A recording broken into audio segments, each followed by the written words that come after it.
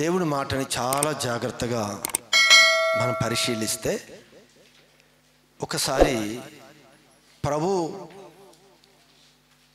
మనందరి కొరకు ఎందుకు కలువరి సిలువలో ఆయన ప్రాణం పెట్టాడో కూడా మనకు అర్థం కావాలి. చూడండి, బైబిల్ గ్రంథంలో కొరింథీయులకు రాసిన 2వ పత్రిక 5వ అధ్యాయము 15వ వాక్య భాగము.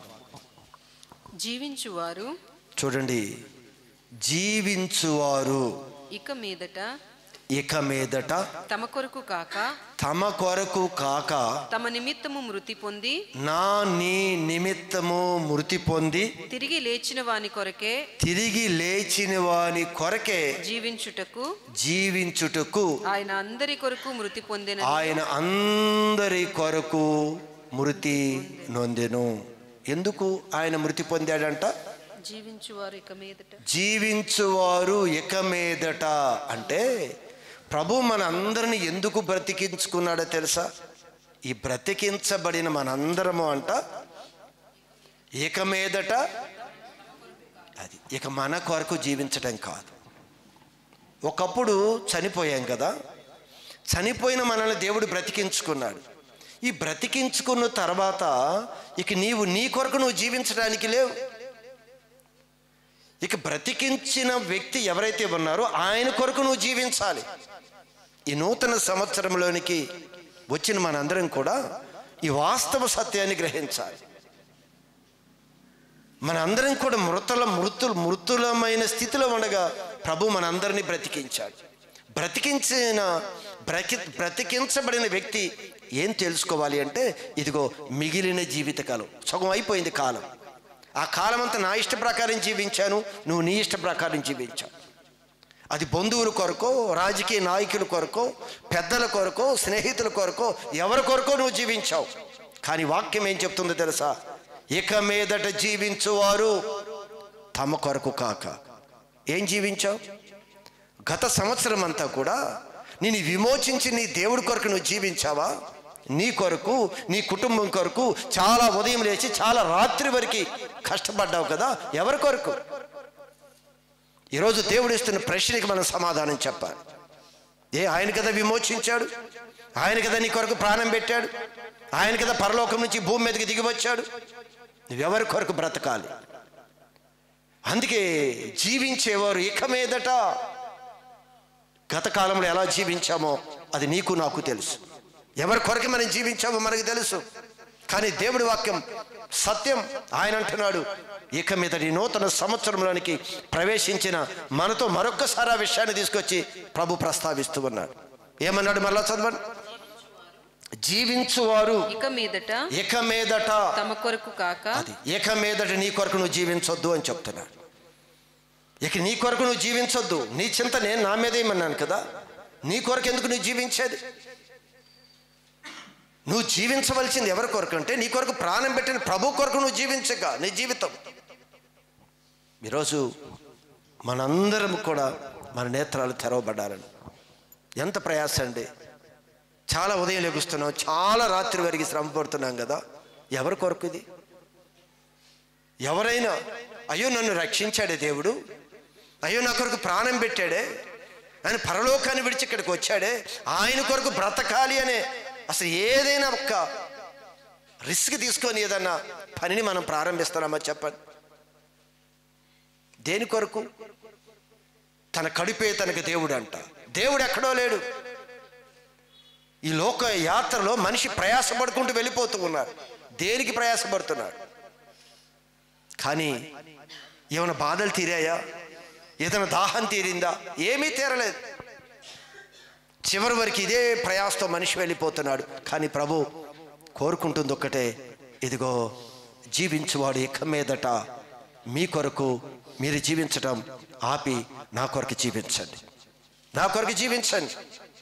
అందుకే భక్తుడు అపోస్తులుడైన పౌలు గారు ఏమంటారో తెలుసా? ఆయన, నేను ఒకప్పుడు నా పూర్వ స్థితి ఎలా ఉందో తెలుసా? దోషకుణ్ణి, హింసకుణ్ణి, హానికరుడిని. నేను ఎంత భయంకరమైన స్థితిలో నుండి నేనుండగా ఇదిగో నా కొరకు ప్రాణం పెట్టి నన్ను విమోచించాడు కదా. ఇక నేను ఆయనకి కృతజ్ఞుణ్ణి. ఏమిటి కృతజ్ఞత అంటే, ఇక ఇదిగో ఆ జీవితం నేను జీవించను, ఇక నన్ను బ్రతికించాడు కనుక ఆయన కొరకు నేను జీవిస్తాను అని రోషం కలిగి ఒక మాట రాస్తూ ఉన్నాడు ఇక్కడ. నేను దోషకుణ్ణి. మన జీవితంలో కూడా ఎలాంటి పరిస్థితిలో మనం ఉన్నాం, అలాంటి పరిస్థితిలో ఉన్న ఈ భక్తుడు మాట్లాడుతున్న మాట ఏంటో తెలుసా? దోషకుని, హింసకుని, హానికరుణ్ణి అని చెప్పాడు. హానికరుడనైన నన్ను తన పరిచర్యకు నియమించి. ఇది చాలా సందర్భంలో నిజంగా నేను అనుకుంటాను, అసలు ఈ ఉన్నతమైన పరిచర్యలో అసలు దేవుడు నన్ను ఎలా పెట్టాడు? అసలు ఇది చాలా ఆశ్చర్యం అండి. ఒకప్పుడు మనుషులు మనం నమ్మలేదు కదా, మన బంధువులు మనం నమ్మే పని అప్పగించలేదు కదా, ఎంతోమందికి నమ్మకం లేదే, నమ్మి ఈ గొప్ప పరిచర్యను అప్పగించాడు ఆయన. అంటున్నాడు, పౌలు కూడా అంటున్నాడు, నేను అంత క్రూరుని, అంత మూర్ఖుణ్ణి, కానీ అసలు నమ్మి క్రైస్తవులను చంపేసేవాడిని, క్రైస్తవులు ఈడ్చుకొని వెళ్ళేవాడిని, క్రైస్తవులు అంటే చాలా విపరీతమైన కోపం పడేవాడిని, అయినా నన్ను ఉన్నతమైన పరిచర్యకి ఎంచుకున్నాడు కదా అని మాట్లాడుతున్నాడు భక్తుడు. ఆ మధ్య నా స్నేహితుడు మాట్లాడిన మాట గతంలో చెప్పారు. ఏంట్రా నువ్వేనా? నువ్వు దేవుడి మాటలు బోధిస్తున్నావా? నువ్వు పరిచర్య చేస్తున్నావా? అంటే గతంలో నా పరిస్థితి చూసిన వ్యక్తులు ఆశ్చర్యపోతున్నారు. ఇంత పని నీకు అప్పగించాడా దేవుడు? ఇంత శ్రేష్టమైనది, ఇంత పరిశుద్ధమైనది, ఇంత నీతిగల ఇంత పరిచర్య అప్పగించాడా? నీలో ఉన్న గర్వం, నీలో ఉన్న అహంకారం, అసలు నీ పరిస్థితి చూస్తే అసలు ఇంత నెమ్మదిగా, ఇంత ఓర్పుగా, ఇంత సహనంగా నువ్వెలా చేస్తున్నావు పని? గత దినంలో సుమారు 30 సంవత్సరాల తర్వాత నా నెంబర్ దొరికిన వ్యక్తి ఎక్కడో యూట్యూబ్లో నా మెసేజ్ చూసిన తర్వాత తను చేసి మాట్లాడుతున్న మాట, నువ్వా మాట్లాడుతుంది? ఇది ఉన్నతమైన పని, నిన్ను కూడా నాటాడు కదమ్మా. నిన్ను ఎవరైనా నమ్మారా గతంలో? చెప్పండి. నీకేమైనా విలువ ఇచ్చారా నీ కుటుంబస్తులు? ఎవరు నీకు విలువ ఇవ్వలేదే. కానీ ఈరోజు దేవుడు ఉన్నతమైన రాజ్యానికి నిన్ను నాటాడు కదా, తన పరిచయలో నమ్మకంగా నాటాడు. నువ్వు కృతజ్ఞత కలిగి ఉండవా? పరలోక రాజ్యానికి తీసుకుని వెళ్ళటానికి దేవుడు నమ్మి ఇదిగో తన విస్తారమైన ఈ పరిచర్యలో నిన్ను కూడా ఉంచాడు కదా ఆయన. అంటున్నాడు, భక్తుడు అంటున్నాడు అక్కడ, తన పరిచర్యకి నియమించి నమ్మకమైన వానిగా ఎంచినందుకు. నన్ను నమ్మకమైన వాడిగా ఎంచాడు. నువ్వు నమ్మకంగా ఉంటున్నావా? నమ్మకమైన వాడిగా నేను ఉంచాడు ఆయన. తన రాజ్యంలోకి తీసుకొని వెళ్ళాలి అని, యుగ యుగాలు ఆయనతో ఉంచుకోవాలని నమ్మకంతో నమ్మి నిన్ను తన సంఘంలో చేర్చుకున్నాడు. తన రాజ్యాన్ని చక్కగా కడతావని ఆ రాజ్య వ్యాప్తి కొరకు నిన్ను ఎంచుకున్నాడు ఆయన. నువ్వు నేను ఎలా ఉన్నావు? ఈ రాజ్యం కట్టడానికే కదా మనం ఉన్నాం. ఇంత నమ్మకంగా ఇంత దేవుడు అప్పగించాడు కదా. ఈ భక్తుడైతే అంటాడు అక్కడ, నమ్మకమైన వానిగా ఎంచినందుకు నేను నన్ను బలపరిచిన మన ప్రభు అయిన క్రీస్తు యేసుకు కృతజ్ఞుడనై ఉన్నాను. ఏమంటున్నాడు తెలుసా? నన్ను నమ్మి నాకు ఈ పని అప్పగించాడు, నేను కృతజ్ఞత కలిగి ఉంటాను. నీకు నమ్మి ఇచ్చాడు కదా ఈ రక్షణ, ఆ పాపం నుంచి నేను విమోచించి తీసుకొచ్చాడు కదా. అందుకే కదా పరలోకం నుంచి దిగి వచ్చాడు ఆ ప్రభు. ఆ పరిశుద్ధుడైన జీవము కలిగిన దేవుడు పరలోకాన్ని విడిచి ఈ భూమి మీదకి వచ్చింది. ఇదిగో నిన్ను నన్ను ఆయన రాజ్యానికి తీసుకుని వెళ్ళట నమ్మి తీసుకొని పెట్టాడు. అంటున్నాడు భక్తుడు, నేను కృతజ్ఞుణ్ణి, కృతజ్ఞత కలిగి ఖచ్చితంగా నేను ఎవరి కొరకు ఇకను జీవించువాడను నేను కాను, ఇక నేను కాదు, క్రీస్తే నా యందు జీవించు ప్రభువుని నేను చూపిస్తా లోకానికి. నీ లోకంలోకి వెళ్ళినప్పుడు ఇదిగో దేవుని కుమార్తె, ఇదిగో దేవుని కుమారుడు అనే విధంగా నేను చూపిస్తాను. చూపించగలుగుతున్నామా? చెప్పకుండానే నీ గురించి చెప్పాలి, ఇదిగో వీరు దేవుడి పిల్లలు అని. చెప్పకుండానే చెప్పాలి దేవుడు కుమారుడు అని.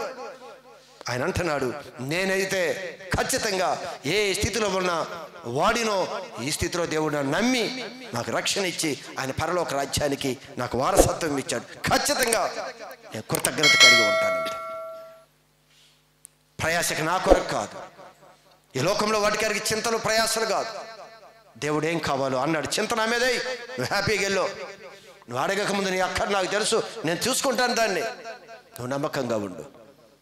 ఆయన ఎలా ఉండమన్నాడు, ఏ విడిచిపెట్టమన్నాడు, ఎలాంటి స్థితిలో దాన్ని తీసివేయమన్నాడు, తీసివేసి ముందుకు నడవమని చెప్పాడు. అందుకే బైబిల్లో మనం చూసినప్పుడు గత దినములు అనంట పోకిరి చేష్టలు అంట. గతంలో మనం ఎలా ఉండేవారమో తెలుసా, ఇప్పుడు ఈ కొత్త సంవత్సరంలోకి తీసుకురాకూడదని చెప్పాడు. పేతురు పత్రికలోడా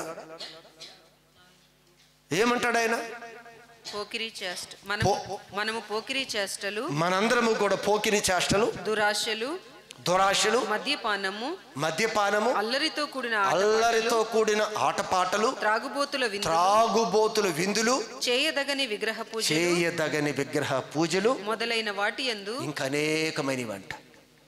ఇంకెన్నో ఇక్కడ రాస్తే ఇంతవరకు అనుకున్నావు, మొదలైనవి బైబిల్ గ్రంథంలో ఏమి మనం చేసేవారమో చెప్తున్నాడు ఆయన.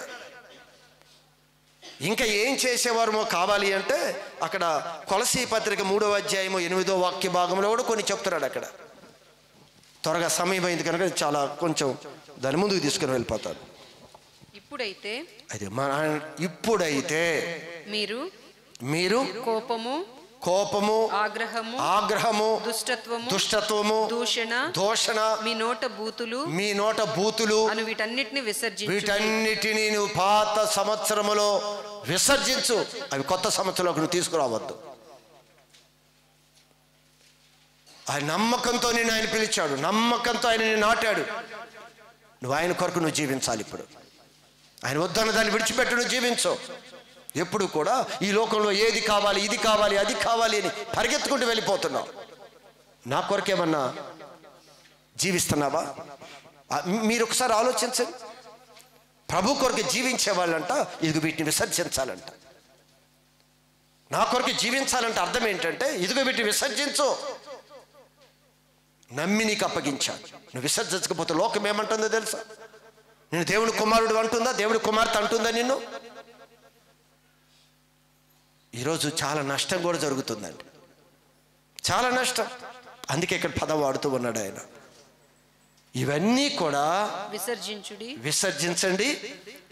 ప్రాచీన స్వభావము దాని క్రియలతో కూడా, అది ప్రాచీన స్వభావాన్ని తన క్రియలతో కూడా మీరు పరిత్యజించి జ్ఞానము కలుగు నిమిత్తము దాన్ని సృష్టించిన వాని పోలిక చొప్పున, అది దేవుని పోలిక చొప్పున నూతన పరచున్న నవీన స్వభావమును ధరించుకోవాలి.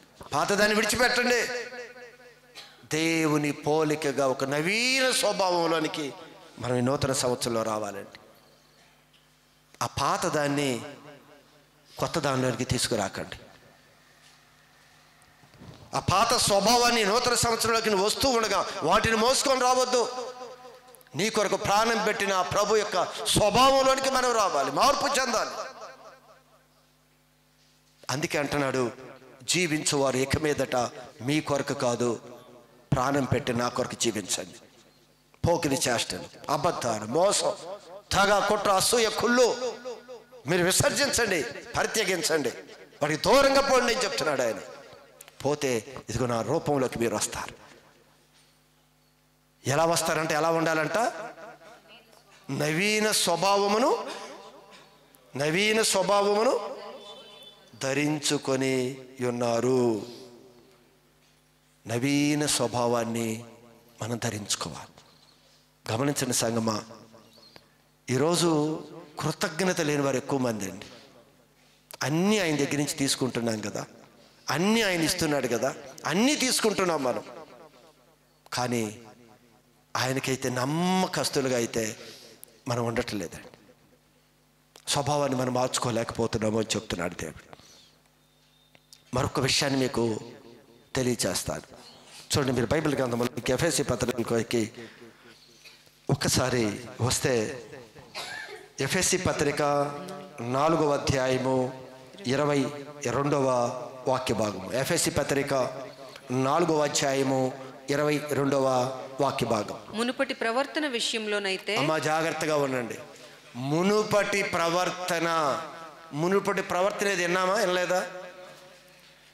ఎన్నో చెప్పాడు. మునుపటి ప్రవర్తన ఎలాంటిదో ఇక్కడ అంటాడు మునుపటి ప్రవర్తన విషయంలోనైతే మోసకరమైన దురాశల వలన మీరు మోసకరమైన దురాశ వలన చెడిపోయే మీ ప్రాచీన ఎందుకు స్వభావం చెడిపోయిందో తెలుసా? ఎందుకంట మోసకరమైన దురాశ. ఈ దురాశ వల్ల నువ్వేం చేసావంటే మీ స్వభావాన్ని అంతా పాడు చేసుకున్నావు. పాత స్వభావం, అందుకే పాడైపోయావు. దురాశ. ఆశ మంచిదే, ఆశపడటం మంచి, నా చక్కని ఇల్లు కావాలి, ఆశపడటం మంచిదే. మంచి ఉద్యోగం కావాలి, ఆశపడటం మంచిదే. మంచి చదువు, మంచి భార్య, మంచి భర్త, మంచి పిల్లలు మంచిదే, ఆశ మంచిదే. కానీ ఇక్కడ ఏమంటున్నాడు? దురాశ. మనిషి స్వభావం ఎందుకు చెడిపోతుందో తెలుసా? దురాశ అని చెప్తున్నాడు అక్కడ. మళ్ళీ చదవని కాకపోతే పదాన్ని, మునుపటి ప్రవర్తన ఎందుకు చెడిపోయిందో చెప్తున్నాడు. మునుపటి ప్రవర్తన ఎందుకు పాడైపోతుందో చెప్తున్నాడు ఆయన. మునుపటి ప్రవర్తన విషయం అయితే మోసకరమైన ఒక దురాశ వలన చెడిపోవు మీ ప్రాచీన స్వభావం చెడిపోయిందంట. ఏమొచ్చిందంట మనలోకి? దురాశ. అంటే దురాశ అంటే ఏంటి? దురాశ అంటే మనది కానిది ఆశించటమే దురాశ. ఒక్కటి గమనిస్తే ప్రతి ఒక్కరికి కూడా దేవుడు అన్నీ ఇచ్చాడండి. కానీ మనిషి ఏంటి అంటే ఆ పక్కన వారిని, ఈ పక్కన వారిని చూసి దురాశ మొదలైపోయింది. అసలు దేవుడు మనకి ఏం కొదువు చేశాడండి? ప్రతి ఒక్కరికి కూడా చక్కగా ప్రభు చెప్పిన విధంగా మనకేం కావాలో దేవుడు ఇచ్చాడు. ఇచ్చిన వాటిలో మనిషి తృప్తి పడకుండా ఏదో ఎవరినో చూసి దురాశ పెట్టుకొని కుటుంబాన్ని పాడు చేసుకుంటున్నాడు. నాకు ఇచ్చింది చిన్నదే, అబ్బా వాళ్ళది పెద్దదే. ఎవరికి ఇచ్చిన దానిలో వారు సంతోషంగా ఉండకుండా, మీకు అర్థం కావటానికి ఆదాము హవ్వ ఏదోను తోటలో ఉన్నారు కదా. వారికి ఏదైనా కొదువు ఉందా? కొదువు ఉందా? ఏమీ లేదండి కొదువ. అన్నీ ఇచ్చాడు దేవుడు. చివరికి చెప్పాలి అంటే జీవ వృక్ష ఫలాలు అంటే తింటే ఇక మరణమే లేని విధంగా అది కూడా ఇచ్చిపెట్టాడు అక్కడ. ఇవేమీ తీసుకోలేదు, ఇంకా అనుభవించలేదు ఏమీ. కానీ అదిగో దేవుడు వద్దు అంటున్నాడు కదా. దురాశ అక్కడికి వెళ్ళిపోయింది. నిత్యము బ్రతికటానికి ఇచ్చిన జీవ ఫలాన్ని తీసుకోలేదు, ఇంక ఎన్నో ఇచ్చాడు, ఎన్ని అనుభవించలేదు. ఈరోజు మన జీవితంలో దురాశ నీ జీవితాన్ని పతనం చేస్తుంది, గుర్తుపెట్టుకో.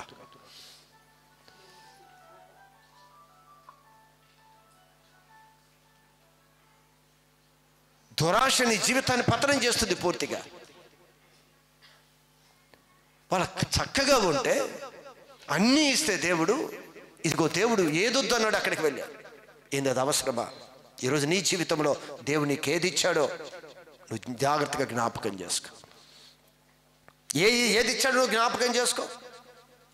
ఈరోజు మనిషికి తృప్తి పడే మనస్సు లేక ఈరోజు జీవితాలు, కుటుంబాలు పాడైపోతున్నాయి.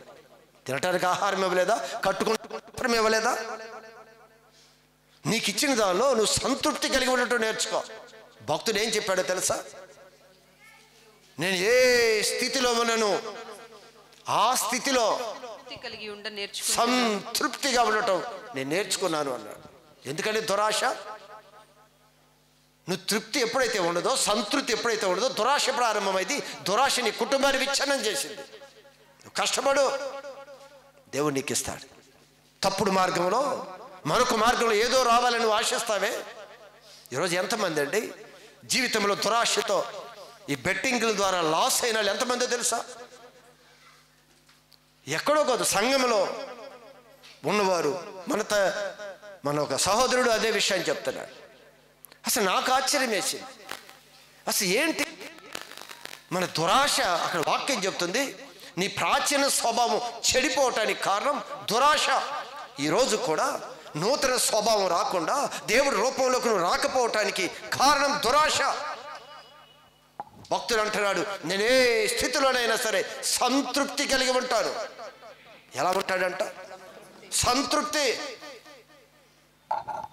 ఎలా ఉన్నావయ్యా, ఏ స్థితిలో ఉన్నావు అని అడిగితే ఆయన ఏ స్థితిలో ఉన్నాడో అక్కడ రాస్తూ ఆయన ఏమంటాడు? దీన స్థితిలో ఉండ ఎరుగుదును. దేన స్థితి అంటే ఒకరోజు ఆ రోజు నాకు తినటానికి లేదు, ఆ రోజు నాకు ఆకలేసింది అయినా తినటానికి లేదు, చలేసింది కప్పుకోవటానికి లేదు. దేన స్థితిలో ఉండ ఎరుగుదును. ఉండటము నాకు తెలుసు. సంపన్న స్థితిలో ఉండ ఎరుగుదును. సంపన్న స్థితిలో ఉండటం కూడా నాకు తెలుసు. అది ఇచ్చినప్పుడు ఏమైనా ఎగిరిపడలేదు, ఇది ఇచ్చినప్పుడు ఏమైనా ఏంటి ప్రభు ఇలా ఇచ్చాడు అనలేదు. ఏ స్థితిలోనైనా సరే సంతృప్తిగా ఉన్నాను అని చెప్తున్నాడు. ప్రతి విషయంలోను అన్ని కార్యములలోను కడుపు నిండి ఉండుటకును. కడుపు నిండుగా ఉండటం తెలుసు. సమృద్ధిగా తిన్నాను. ఆకలి కొని ఉండుటకును. ఆకలి కొని ఉండటం కూడా తినటానికి లేని రోజులు వచ్చాయి. ఓ తినండి అని పెట్టి తినలేకుండా ఉండే విధంగా నా దగ్గరికి వచ్చిన స్థితి ఉంది. ఆ స్థితి నాకు తెలుసు, ఈ స్థితి నాకు తెలుసు. సమృద్ధి కలిగి ఉండటము, లేమిలో ఉండుటకు నేర్చుకొని ఉన్నాను. నేను నేర్చుకున్నాను. నువ్వేం చేయాలి ఇప్పుడు? నేర్చుకోవాలి. సంఘం నూతన స్వభావంగా దేవుని రూపంలోనికి మనం రావాలి అని చెప్తున్నాడు. నీ కొరకు ఎన్నాళ్ళు ప్రయాసపడ్డావు, ఏం సాధించావు? సంతృప్తి లేని జీవితం. ఆయన అంటున్నాడు దురాశ. ఈరోజు ఏ మనుషులైతే దురాశ వస్తుందో, నీ ఉన్నదాన్ని ఆనందంగా నువ్వు దేవుని స్తుతించుకుంటూ నువ్వు ముందుకు వెళ్ళు. ప్రభు వాగ్దానం నీ పట్ల నెరవేరింది. ఏం పట్టుకొని వెళ్తామండి? భక్తుడు అంటాడు, నేను ఈ లోకంలోకి వచ్చేటప్పుడు ఏమీ నేను తీసుకురాలేదు, రేపు ఇక్కడి నుంచి వెళ్ళబోతున్నాను, నేనేమీ తీసుకుని వెళ్ళను. అర్థమైతే సంతృప్తి కలిగి జీవిస్తా. అర్థమైతే పిసినతనం మనలో ఉండదు. అర్థమైతే అందరిని ప్రేమిస్తావు. అర్థమైతే అందరినీ క్షమిస్తావు. అన్నిటిని తాలుకుంటావు. నువ్వు ఏదో లేదు దేనికండి ఇవన్నీ? దేవుడిచ్చాడు, చక్కగా చదువుకో, చక్కగా మంచి స్థితికి వెళ్ళు. ఆయన ఏ మార్గంలో నడిపిస్తున్నాడు, నా వేలు వెళ్ళు. నన్ను ఏ మార్గంలో, ఎవరిని ఏ మార్గంలో నడిపిస్తున్నాడు, తృప్తిగా మీరు వెళ్ళండి అని చెప్తున్నాడు ఆయన. కొన్ని సమయంలో ఆకలిగా ఉంటుంది, కొన్ని సమయంలో ఇబ్బందులు ఉంటాయి, కొన్ని సమయంలో సమృద్ధి కూడా వెళ్తాం. ఏ స్థితి అన్నా దేవుని స్తుతించడం నేర్చుకోమన్నాడు భక్తుడు. ఆయన అంటా నేను అన్నీ నేర్చుకున్నాను. ఈరోజు మనం కూడా నేర్చుకోవాలి. దురాశద్దు. మనకి ఏం కావాలో దేవుడికి తెలుసు, ప్రొవైడ్ చేస్తాడు, అన్నీ ప్రొవైడ్ చేస్తాడు. నీకేం కావాలో నువ్వు అడగక ముందు నీ అక్కర్లన్నీ నాకు తెలుసు. నమ్ముతావా? నాకు తెలుసు అన్నాడు. తెలుసు అన్న ఆయన అంటాడు, మీరు ఎవరి కొరకు ఇక మీదట అది నీ నిమిత్తము కాదు, నీ కొరకు ప్రాణం పెట్టిన దేవుని కొరకు ఏం చేయాలి? జీవించాలి. అన్నీ వస్తాయండి.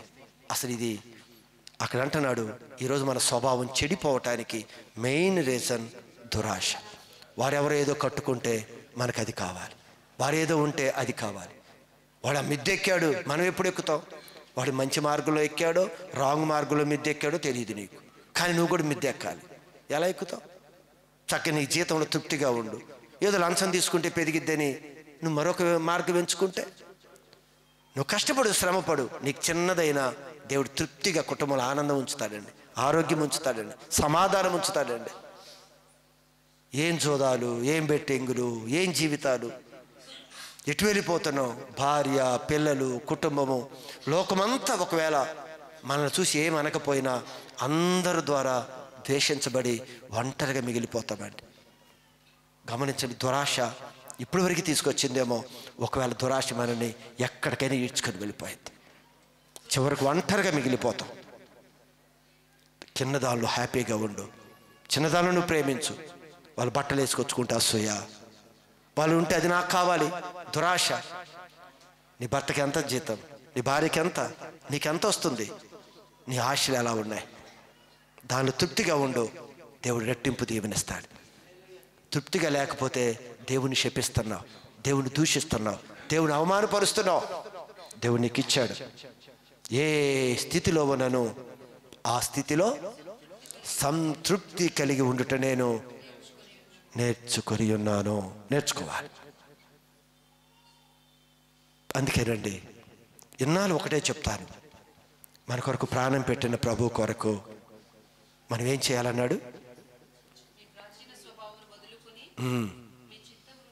అది మరొక్కసారి ఆ వాక్యంలోకి వెళదాం, చదువుదాం. మునుపటి ప్రవర్తన విషయంలోనైతే మోసకరమైన దురాశ వలన చెడిపోవు మీ ప్రాచీన స్వభావాన్ని వదిలేయాలి చెప్పాడు కదా. ఆ ప్రాచీన స్వభావాన్ని ఎక్కడి నుంచి నూతన సంవత్సరంలోకి నువ్వు దాన్ని తీసుకురావద్దు. దురాశ అయిపోయింది, నువ్వు వద్దు. కష్టపడు, చిన్నది వచ్చినా సరే నీ కుటుంబం అందరు నిన్ను మెచ్చుకుంటారు. చాలామందికి తెలియంది ఏంటంటే ఏదో చేస్తున్నాం కదా అందరూ మెచ్చుకుంటున్నారని. అందరికి తెలియనంత కాలమే, తెలిసిన తర్వాత చాలా అంటే అందరి హృదయాల్లో నుంచి వెలివేయబడతాం. చివరికి మన భార్య, మన భర్త, మన పిల్లలు, మన కుటుంబాలు, స్నేహితులు అనుకుంటున్న వారు కూడా అందరి హృదయాల్లో నుంచి వెలివేయబడతాం. ఎంత బాధో తెలుసండి. నేను ఒకటే చెప్తాను, ఏది ఇచ్చినా తృప్తిగా హ్యాపీగా ఉన్నాడు. ఖచ్చితంగా దేవుడికి తెలుసు నీకు ఏది. ఒకవేళ హెచ్చిగా ఇచ్చాడు అనుకో, కొంతమంది ఈ భక్తుడైతే ఆ స్థితిలో ఈ స్థితిలో కూడా సంతృప్తిగా ఉన్నాడంట. మనకి స్థితి మారితే అంటారు కదా, కళ్ళు ఎక్కడికి ఎక్కది అంట. చూడు ఎంత బాగా తెలుసు, ఎక్కడికి ఎత్తే కళ్ళు అది. అందుకే ఎప్పుడు ఇవ్వాలో అప్పుడు ఇస్తాడు.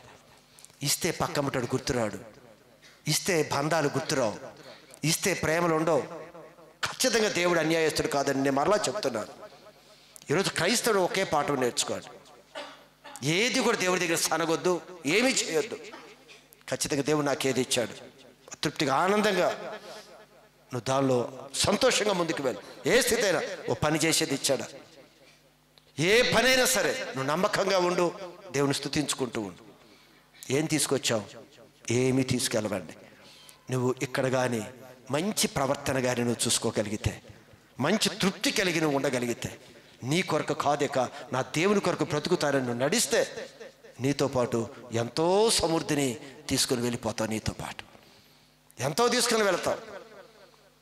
ఏమీ తీసుకురాలేదు, ఏమీ తీసుకుని వెళ్ళలేరు అనే సూక్తి బైబిల్లో పనికిరాదు. ఇక ఏమీ లేకుండా భూమి మీదకి వచ్చావు, అన్నీ కలిగిన వారిగా ఈ భూమి మీద నుంచి దేవుని యొద్దకు వెళ్తాం. ఇక్కడ ఉండగానే మీరు పరలోకంలో కూర్చుకోండి. కూర్చుకోమన్నాడా వద్దన్నాడా? కూర్చుకోండి. ఇక్కడే కాదు, ఇక్కడే ఎద్దు. ఇప్పుడు వరకు నీ ప్రయాస దేనికి పడ్డావు? నీ కొరకు ఏదో పడ్డావు ఇక్కడ. ఇదేది నీతో రాదు నాయన, అక్కడ కూర్చుకునే ఉన్నాయి, ప్రయాసపడు. అందుకే అంటున్నాడు, నువ్వు ప్రయాస దేని కొరకు? ఆయన అంటున్నాడు, జీవించువారు ఇక మీదట తన కొరకు కాదు, తన కొరకు జీవించేవాడు ఈ భూ సంబంధంగానే వాడు ప్రయాస మిగిలిపోతుంది. కానీ నా కొరకు ఈరోజు నుంచి నువ్వు జీవిస్తే నువ్వు పరలోకములో ఐశ్వర్యవంతుడిగా అయిపోతావు. ఏమి తీసుకుని వెళ్ళడని లోకంలో అంటారు, అన్నీ తీసుకుని వెళ్ళి సమృద్ధిగా మనం వెళ్తాం అక్కడికి. అది నేర్చుకోమని చెప్పాడు. ఏమి తీసుకెళ్తామా మనం? కూర్చుకో అని చెప్పాడు ఆయన. అంతే, కూర్చుకో, నా ఇష్టం. భద్రంగా ఉంటుంది అక్కడ. మనం కూర్చుకుంటున్నాయని చాలా భద్రంగా ఉంటాయి, ఏమీ పాడవు. చెద కొట్టదు, తుప్పు పట్టదు, దుమ్ము పట్టదు. నువ్వెంత దొంగలు ఎత్తుకెళ్ళరు. చాలా ఫ్రెష్గా, చాలా భద్రంగా మనం వెళ్ళేసరికి అబ్బో దగ్గ మెరుస్తా మన అన్నీ అక్కడ ఉంటాయండి. ఆ రోజు ధనవంతుడివి. అసలు ఆనందాన్ని ఎవరు పట్టుకోలేరండి. ఖచ్చితంగా నేను ఎప్పుడు ఆ స్థితికి సమకూర్చుకోవాలనేది ఆశ, ప్రయాస అదే. అందుకే దేవుడు ఏంటి ఎలా చెప్తున్నాడు? చాలామందికి ఆత్మ సంబంధాలకు అర్థమవుతాయి, శరీర సంబంధాలు కొన్ని మాటలు అర్థం కావు. ఏంది తన కొరకు ప్రయాసపడొద్దు అన్నాడు? ఇదేంది మేము ప్రయాసపడొద్దా? నేను ఉద్యోగం చేయొద్దు అనలా, దురాశ వద్దు అన్నాడు. ఇచ్చిన దానిలో తృప్తి పొందు అన్నాడు. నీకు ఏది ఇస్తే దానిలో తింటూ ప్రభా నీకు వందనాలు వచ్చి దరిద్రమైన అన్నం ఇచ్చాడు. ఏమిచ్చాడు దేవుడు? ఏం దరిద్రమైంది, ఏం కూర, ఏం పాట. ఇలా కాకుండా ఇచ్చిన దాన్ని అంత ఆనందంగా ఇస్తే దేవుడు ఎంత ఆనందిస్తాడో తెలుసు. ఆయన పిల్లలం కదండి, ఆయన రక్తంతో కడగబడ్డాం కదా. మన మనస్సులో ఎప్పుడు ఇస్తే ఎప్పుడు నీ బంధాలు ఫెయిల్ అయిపోకుండా నీ కుటుంబంలో అంత భద్రంగా ఎలా ఉంటుందో ఖచ్చితంగా అలా ఇస్తాడండి. నువ్వు అనుకుంటే అది ఇస్తే నేను ఎలా చేస్తాను, అది ఉంటే నేను ఎలా ఉంటాను, ఏముండవు. అసలు నా కళ్ళ ముందు బోల్డ్ ఎగ్జాంపుల్స్ ఉన్నాయి, ఇప్పుడు టైం కాదు. కానీ అసలు ఎంత పాడు చేసుకుంటామో తెలుసా. ఓ సందర్భంలో దేవుడు ఏం చెప్పాడయ్యా, నీ సమయం అయిపోయింది వచ్చేయని చెప్పాడు. ఎవరికి? హిజ్కియాకి. ఏడ్చాడు. అయ్యా బాబా ఎలా ఉన్నావనే రమ్మంటున్నానయ్యా ప్రభా, నేను ఎలా బ్రతికానయ్యా, నీ ముందు ఎంత యథార్థంగా ఉన్నానయ్యా, నీ కొరకు ఎంత పని చేశానయ్యా. అంత పని చేసావనే, అంత యథార్థంగా ఉన్నావనే నువ్వు రా నా దగ్గరికి రా. లేదయ్యా కొద్దినారు ఉంటాను. సరే 15 సంవత్సరాలు ఉండు అన్నాడు. చివరికంట తన జీవితాన్ని పాడు చేసుకున్నాడు. మనం ఎప్పుడు ఇక్కడ దాకా చెప్పి ఆపేసుకుంటాం. 15 సంవత్సరాలు తర్వాత ఉంది కథ, తర్వాత ఉంది అక్కడ. చాలయ్యా ఇప్పుడు బాగా నడిచావు, రేపు ముందు రోజులు ఎలా ఉంటాయో ఇక్కడ వెళ్ళిపోదాం. ఒకవేళ నిన్ను పిలిచినా నువ్వు ఊరుకుంటావా? అమ్మా అప్పుడేనా, నా ప్రయాసపడొద్దు, మా అమ్మాయి కొరకు ఇంకా పోగేయొద్దు, మా అబ్బాయి కొరకు పోగేద్దు, వాళ్ళు పోగేసుకుంటారు.